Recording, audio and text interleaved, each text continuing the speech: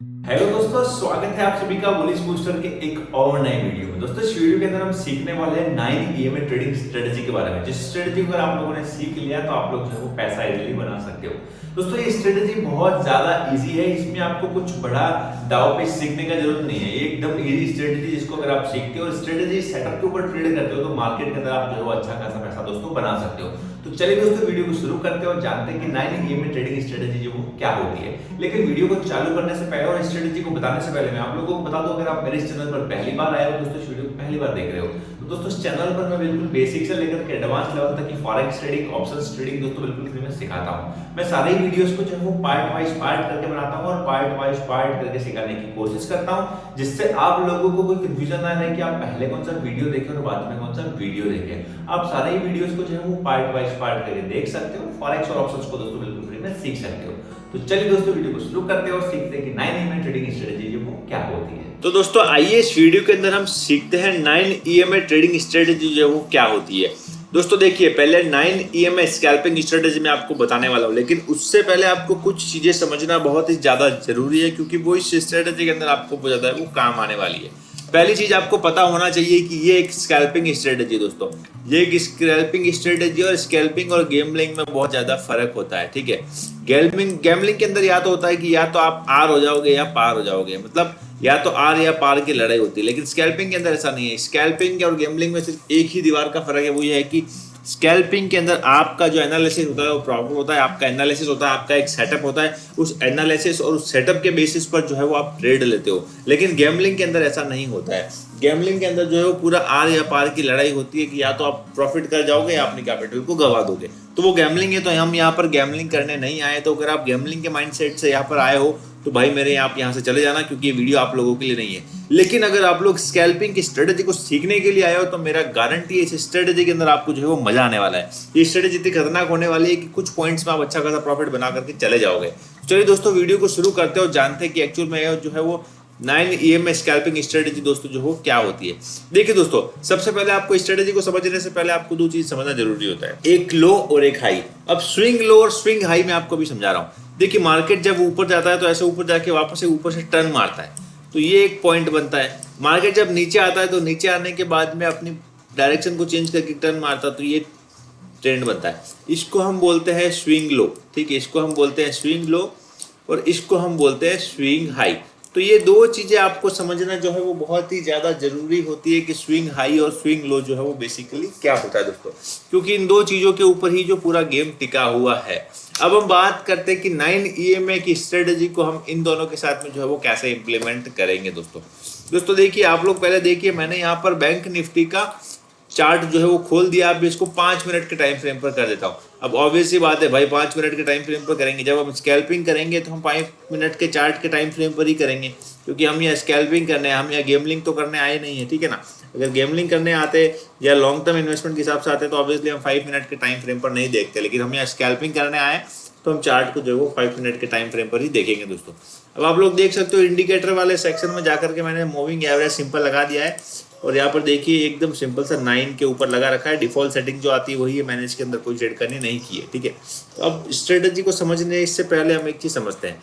ये जो blue line आ रही है यही हमारी 9 ईएमआई की लाइन है दोस्तों। अब इसी लाइन के ऊपर हम जो है वो सीखने वाले हैं। लेकिन पहले आप रियल मार्केट के अंदर देख लीजिए, मार्केट यहाँ से नीचे आया फिर यहाँ से ऊपर मुड़ गया, तो इसे जो हम स्विंग लो बोलेंगे। अब मार्केट यहाँ से ऊपर गया और यहाँ से मार्केट ने क्यों टर्न मारा, तो हम इसे बोलेंगे स्विंग हाई का टर्न। ठीक है, ये आई होप आपको ये प्रैक्टिकल मार्केट के अंदर ये चीजें समझ में आ चुकी होगी।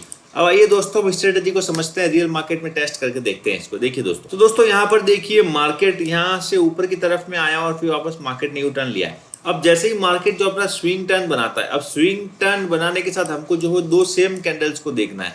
या अगर ऊपर की तरफ में मार्केट नीचे की तरफ में आता है, ऊपर की तरफ मार्केट और नीचे की तरफ में आता है, तो हमें दो रेड कैंडल्स एक साथ में देखनी है। अब दो रेड कैंडल एक साथ में देखने के साथ हमें ये देखना है कि जब मार्केट स्विंग करता है तो जो सेकंड वाली रेड कैंडल है, एक तो उस पहली वाली रेड कैंडल के नीचे की तरफ में आनी चाहिए, मतलब ये इसके नीचे की तरफ में आ चुकी है। ऐसा नहीं हो कि ये दोनों साथ में इक्वल एक जैसी बनी हुई हो, तो वो चीज़ नहीं, वो कैंडलस्टिक पैटर्न हो सकता है, अलग बात है। लेकिन 9 ईएमआई स्कैल्पिंग स्ट्रेटजी के अंदर ऐसा नहीं होना चाहिए। और जैसे ये 9 ईएमआई की लाइन इसको कटती है तो सेकंड वाली जो कैंडल है इसको काट करके निकलनी चाहिए, चाहे वो ऐसे थोड़ा सा भी उसको काटे या चाहे वो उसको पूरा इस तरह से काट ले। लेकिन एटलीस्ट थोड़ा सा इसको क्रॉस ओवर करके नीचे की तरफ में आनी चाहिए, ठीक है। अब जैसे ही इसको क्रॉस करती है, देखो दोस्तों स्कैल्पिंग है तो हम कैंडल के क्लोज होने का वेट नहीं कर सकते, ठीक है। तो हमें जैसे ही इसका क्रॉस ओवर होता है, कैंडल यहाँ पर आकर के वापस ऊपर जाती है, तो हमें अपनी एंट्री बना लेनी है, ठीक है। अब एंट्री बनानी है और स्टॉप लॉस हमें कहाँ पर रखना है, स्टॉप लॉस हमें इसी कैंडल के हाई पॉइंट पर रखना है, ये हमारा स्टॉप लॉस। और टारगेट की अगर हम बात करें तो हमें टारगेट यहाँ पर कम से कम 10 से 20 पॉइंट का टारगेट, 10 से 15 पॉइंट का, 20 ज़्यादा हो जाएगा, 10 से 15 पॉइंट का हमें जो है वो टारगेट लेकर के चलना है दोस्तों। आई होप आपको समझ में आया होगा। और ये तब की बात कर रहा हूँ जब मार्केट बियरिश में आने की तैयारी करे, मतलब जब मार्केट बुलिश हो बियरिश में टर्न ले, तो वहां पर हमें ये चीज़ जो है वो फॉलो करनी है। अब आप लोग यहाँ पर देखिए दोस्तों, यहाँ पर अगर इसको मैं थोड़ा जूम इन करता हूँ ताकि आपको इजीली समझ में आ जाएगा। अब आप लोग देखिए दोस्तों, ये देखिए यहाँ पर ये इस 9 EMA की लाइन ने ये यहाँ से इसको टर्न मारा, बरोबर टर्न मारा, ये दो रेड कैंडल साथ में हमें दिखी, ये बरोबर दो रेड कैंडल साथ में हमें दिखी, ये पहली रेड कैंडल, क्या ये दूसरी रेड कैंडल ने 9 EMA की लाइन को कट किया? बिल्कुल मेरे भाई, आप लोग ध्यान से देखिए, ये यहाँ पर इसने इस लाइन को कट कर दिया, ठीक है। ये देखिए मैं कलर चेंज करके आपको दिखाता हूँ, ये देखिए यहाँ पर इसने इसको कट किया, मतलब यहाँ पर हमारा सेटअप बना, जैसे ही कट किया हमने यहाँ पर अपनी एंट्री बना ली, ठीक है। और स्टॉप लॉस, हमने स्टॉप लॉस इसी कैंडल के लोवेस्ट पॉइंट पर हमारा लगा दिया, ये हमारा हाई, इसका स्टॉप लॉस हो गया। और हमने यहाँ पर 10 से 15 पॉइंट्स का जो टारगेट लिया है, और वो टारगेट हमें हमारा यहाँ पर अचीव भी हो चुका है। तो ये बहुत अच्छी स्ट्रेटजी है, 9 EMA स्कैल्पिंग स्ट्रेटजी। आप इसको ढंग से यूज में लोगे तो इसके ऊपर आप जो है वो दोस्तों बहुत अच्छा खासा पैसा जो है वो दोस्तों बना सकते हो। अब हम बात करते हैं जब मार्केट बुलिश की तरफ में जाने लगे, मतलब जब मार्केट नीचे की तरफ में स्विंग लो बनाए और बुलिश की तरफ जाए, तब हम जो है रियल मार्केट में कैसे पहचानेंगे। अब यहाँ पर आप लोग देखिए दोस्तों, मार्केट यहाँ से नीचे की तरफ में आया, फिर ये यहाँ से ऊपर की तरफ गया, ठीक है। मतलब मार्केट ने ये वाला पॉइंट जो है वो स्विंग का बनाया, ये मार्केट ने स्विंग लो बनाया। अब अगर हम इस पॉइंट के ऊपर बात करते हैं तो आप लोग देखिए, दो कैंडल्स ग्रीन की होनी चाहिए, मैंने आपको बताया। मार्केट ने यहाँ से टर्न लिया, ये दो कैंडल हमें ग्रीन की दिखी, ठीक है, दो कैंडल हमें ग्रीन की दिखी, हमारी पहली कंडीशन जो है वो फुलफिल हो गई। दूसरी कंडीशन है कि जो दूसरी कैंडल है उसके अंदर से ये 9 EMA की लाइन कट करनी चाहिए। क्या यहाँ पर कट कर रही है? बिल्कुल, इस बड़ी वाली ग्रीन कैंडल जो सेकंड वाली कैंडल है, इसके अंदर से ये 9 EMA की लाइन कट हो रही है। हमारी दूसरी कंडीशन भी फुलफिल हो चुकी है, मतलब हमारी दोनों ही कंडीशन जो है वो फुलफिल हो चुकी है। तो जैसे ही इसको कट करेगी, मैं यहाँ पर अपनी एंट्री बना लूंगा और इसी कैंडल के लोएस्ट पॉइंट मेरा अपना हिस्सा लगा लूंगा, और 10 से 15 पॉइंट का टारगेट मैं यहाँ पर लगा लूंगा, जो टारगेट इजीली मुझे यहाँ पर अचीव हो चुका है। देखिए दोस्तों, 10 से 15 पॉइंट का टारगेट स्कैल्पिंग के अंदर बहुत बड़ा टारगेट होता है, बहुत अच्छा टारगेट होता है। तो आपको चिंता नहीं करनी है कि यार टारगेट 10 से 15 पॉइंट का, मेरे भाई स्कैल्पिंग करने आए हो, गैम्बलिंग करने आए हो तो बात अलग है कि या तो आप पूरा सोच रहे हो मैं करोड़पति बन के जाऊंगा या रोडपति बन के जाऊंगा।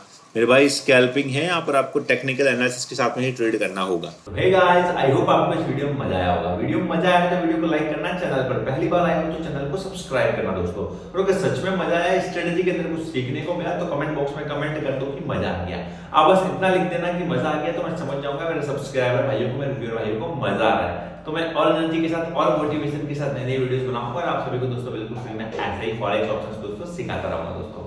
आज के लिए इतना ही, मिलेंगे अब नेक्स्ट वीडियो के साथ, तब तक के लिए keep watching, subscribe Polish booster.